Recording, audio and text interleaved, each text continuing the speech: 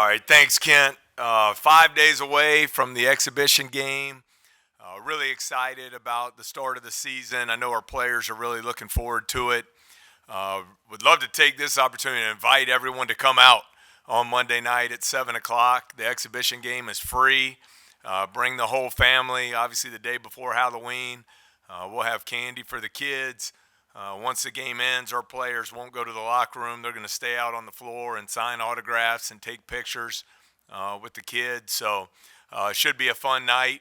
And then, of course, a week from Monday, the home opener to tip off the season. So it's here. I've really enjoyed coaching our team to this point and excited to get started next week. Every year is different. What feels different for you this year with this team? For me, yeah. personally? I think, personally, it's just the first move for me with my family, going to a new place, getting to meet so many great people here, embracing the passion of the fan base. It's just an awesome place. So I think just there's some comfort, the way everything happened so quickly, and now to be here with a year under our belt has been great for me and my family. From a basketball standpoint, I think just having an older group of experienced players. I believe it's somewhere 7 or 8 of our guys are in their 4th or 5th year playing college basketball. We tried to be very intentional in doing that. I think we obviously hope that leads to some outstanding player leadership from some guys who have proven themselves at a high level. They're multiple all-conference players, multiple 1,000-plus point scorers, and now we need to take this collection of talented people and build them into a team. Coach, kind of a loaded a little bit non-conference schedule for you guys this year. How beneficial is it to kind of have those big games early in the season? Well, I think it's important. You're trying to play the computer game a little bit in regards to the net.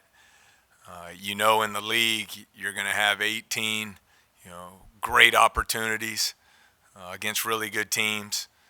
So you want to have a good balance in the non-conference of quad one opportunities, but also great competition to help prepare you for the brutal slate ahead in January, February, and early March. So I think when you look at the schedule and you see Kansas State at home coming off their Elite Eight, I believe it's the first Power 5 non-conference game here in the PMAC in November or December in a long time.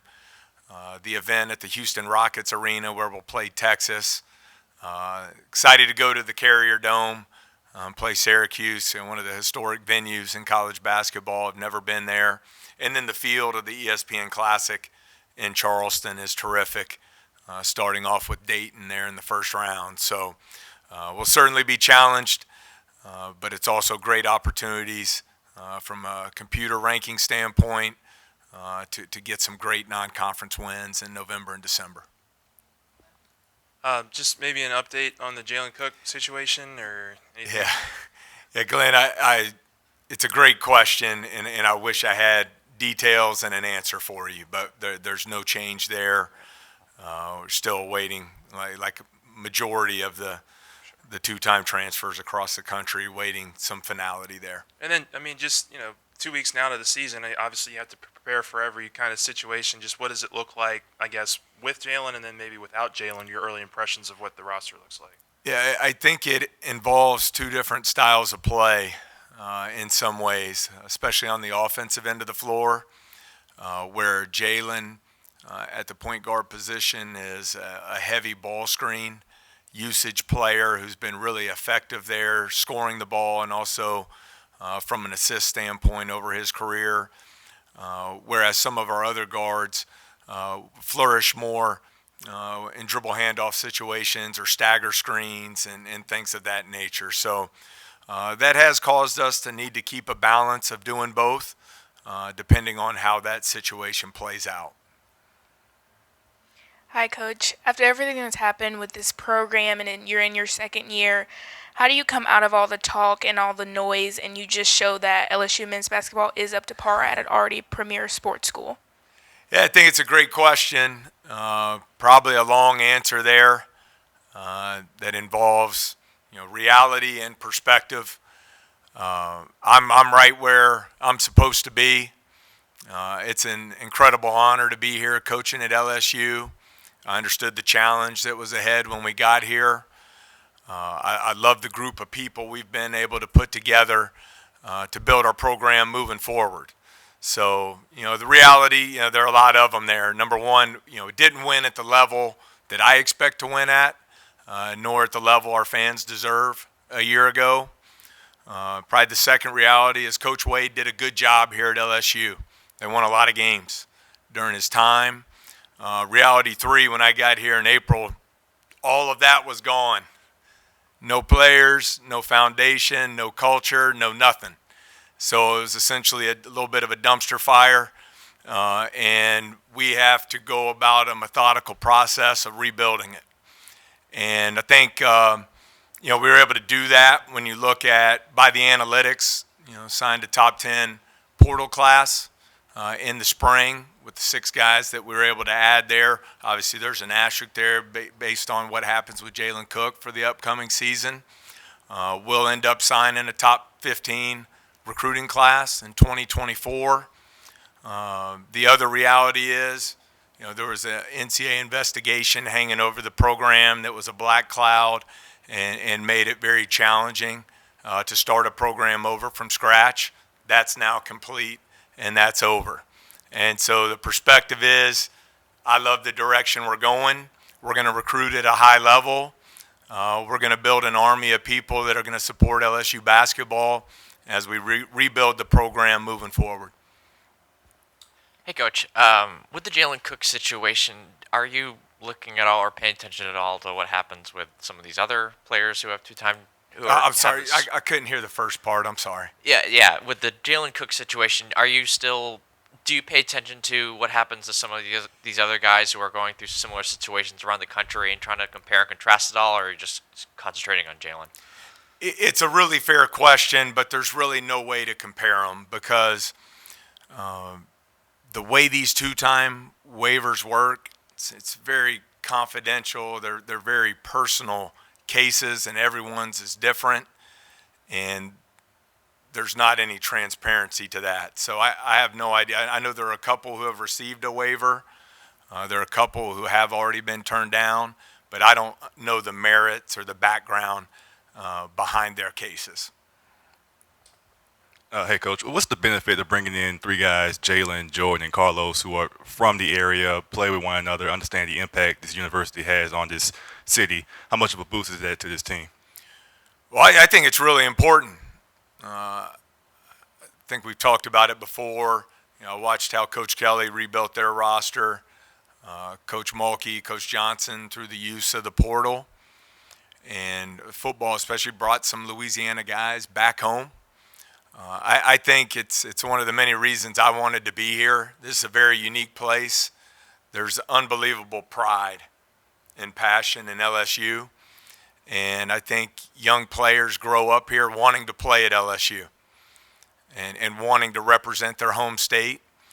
So to have those 3 guys, Jordan Wright, Carlos Stewart, Jalen Cook, also to have Hunter Dean come back for his final season, and then to add Corey Chest, who was the number 1 player in the state of Louisiana, to our roster, I think is really important because I think if you look historically, there's been a lot of ownership and pride that players take from the state of Louisiana and representing the LSU brand. And all of those guys have done a terrific job of that to this point. I got a couple for you. You mentioned it. Did you pick Kim's brain at all about melding a bunch of pieces together into one? And then what did you prioritize? I'm guessing you might have had a little bit more selectivity, as opposed to when you first got here and just needing to build a roster. What did you prioritize as far as who you went after in the portal and how you built this year's team? Yeah, I think the second part, Michael, was a year ago in April, it was we got to fill a roster so we can field a team this year. I think this year we were able to be very intentional and selective in how we approach the portal. So we wanted to identify players with proven track records of success, coming from the top 9 leagues in the country. Also guys that came from winning programs. I believe 5 of the 6 won 21 or more games on their teams last year. We also wanted to address, getting the best players in Louisiana to come back and play at home through the portal, and I think we were able to do that. So just trying to be very intentional. And then from a style of play standpoint, identifying size and athleticism for the front court for this league. I think it's the second most athletic league in the world behind the NBA. Then I think versatility. It's a very dominant switching defensive league. So having some versatile pieces that can guard multiple positions, also attack multiple positions offensively was important for us. And then I could continue on forever, but probably the last piece of that was looking for leadership. And I think you look at a guy like Jordan Wright, who's been the SEC Scholar Athlete of the Year, has a degree from Vanderbilt, incredibly intelligent and smart, and wants to lead and is equipped to lead at a high level.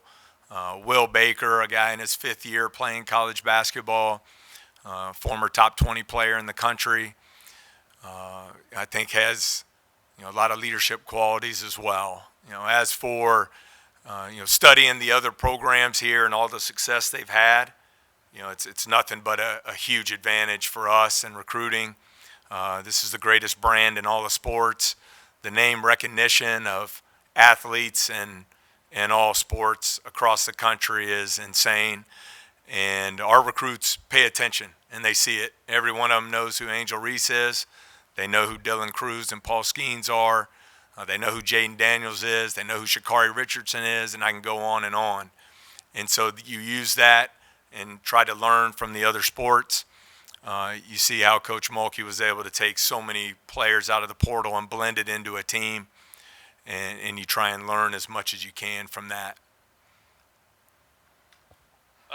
Just with this first scrimmage and really the first couple of games of the season, you guys are obviously bringing in a whole new collection of players. What is it that you, I guess, want to see as the head coach from your guys, at least to the start of the season, just on the court? Is there anything that you are really looking for in terms of just knowing that these guys are in sync and doing the things that you're asking of them? I'm real simple there, Glenn. I want us to play with relentless effort, bring great energy, and I think especially when you're trying to blend a lot of guys who maybe have been the leading scorer or second leading scorer on their team, you have to play with great unselfishness. So I think that has to be the foundation.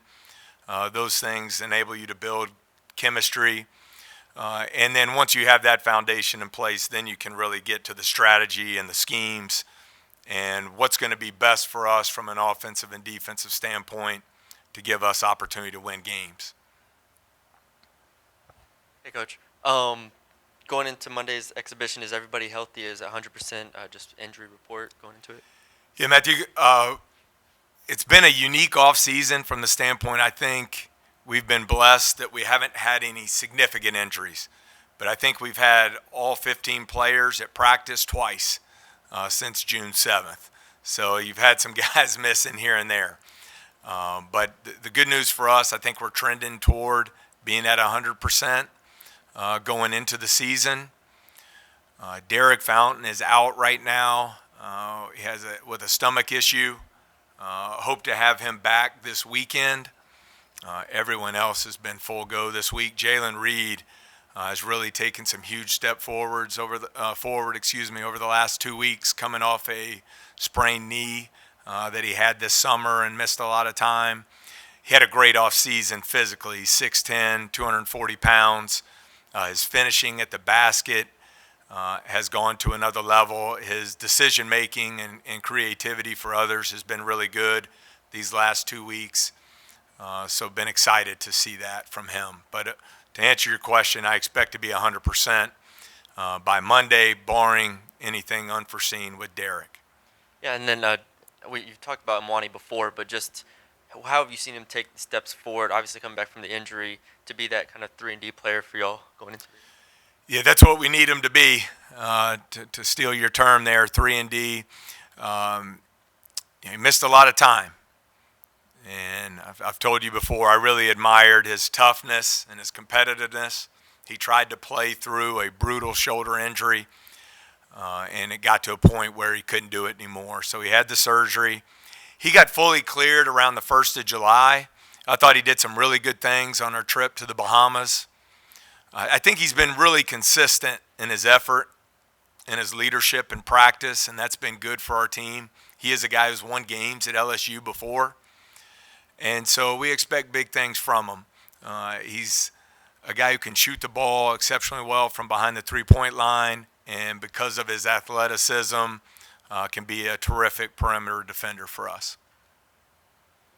Just a rapid fire here. Is Jalen working with you all? Is he able to work out? Oh, with yeah, you? every day. Okay. Every day. What has Tam been able to do for you? And is that like a new position that you kind of created? And how has it worked for you guys? Yeah, Tam Davis has been terrific. It's a position we've had. It's basically the coordinator of the basketball program in the office from an administrative standpoint. Her experience here at LSU, she's worked for some pretty good football coaches that you've probably heard of through the years. Just has intricate knowledge of LSU, of Baton Rouge, of recruiting and recruiting at a high level, of the academic piece. So she's been very impactful in our program, and excited to have her back at LSU. She was doing more NIL stuff or not. And then finally, just what are the early returns? I know you've got some work in over the weekend. What are you seeing in this team that you think you can win with, and where do you need to improve? Yeah, I think probably every coach will tell you the same. As far as improving, it's just consistency. But I really like the size that we have in the front, not only in the front court, but also at the wing position. You look up front, and you have 7-foot Will Baker. At 6'10", you have Hunter Dean, Jalen Reed, and Derek Fountain. At 6'9", you have Damian Collins, 6'8", Corey Chest. Then when you go to the perimeter, Tyrell Ward, 6'7", Jordan Wright, 6'6", 220, and Mwani, 6'5", 215. So there's size at most positions. And so I think that's been a strength of ours and needs to be a strength, the ability to defend and rebound. I think shooting the ball consistently from behind the three-point line is something that's so important in today's game. We've had practices where we've shot it at 50%. We've had days where it's at 30%, and would like for that to be more consistent in the 40% range. But the game has evolved to where nearly half the shots in a game are behind the three-point arc. So you have to be able to shoot it. You better be able to defend it at a high level. And so, but I'm pleased with where we're at. Want to obviously keep getting better. I'm sure the guys are tired of playing against each other every single day and are ready to get these games started next week.